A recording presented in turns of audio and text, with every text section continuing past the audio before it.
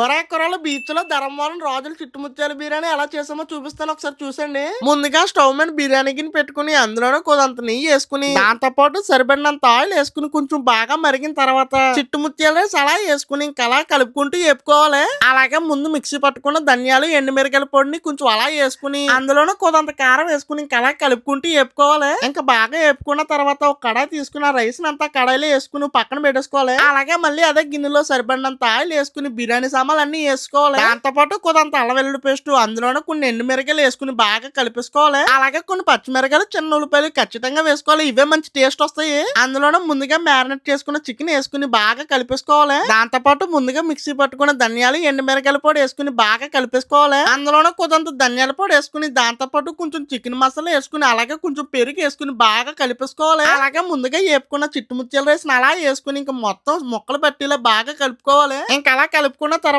సరిపడినంత వాటర్ వేసుకుని కొద్దంత ఉప్పు వేసుకుని కొంచెం కొత్తిమీర అలా జల్లుకుని మూత పెట్టేసుకోవాలి. అలాగే 20 నుంచి 30 నిమిషాల వరకు బాగా ఉడికించుకోవాలి. మధ్య మధ్యలో తీసుకుంటూ బాగా కలుపుకోవాలి. ఇంకా మొత్తానికైతే మన చిట్టుముత్యాల బిర్యానీ అయితే అయిపోయింది. ఇంకా అలా కలుపుతున్నప్పుడు మాత్రం ఆ స్మెల్ అండ్ అరోమాకు మాత్రం బుర్ర మెంటలు వచ్చేస్తుంది. ఇంకా బిర్యానీలో అలా నిమ్మకాయ పిండుకుని ఓ ముద్ద తీసుకుని తింటుంటే మాత్రం అబ్బా సూపర్ ఉన్నది. ఆ బిర్యానీలో చిన్న ఉల్లిపి ఇచ్చే టేస్ట్ మాత్రం మంచి భలే ఉంటది. అలాగే ముక్క కూడా చాలా మెత్తగా ఉడికింది, మంచి భలే ఉన్నది. అలాగే మా మాయ అలా కూడా నచ్చేసిందంట. ఇంకా బీచ్ లో వేడి వేడి బిర్యానీ తింటుంటే మాత్రం అబ్బా సూపర్ ఉన్నది.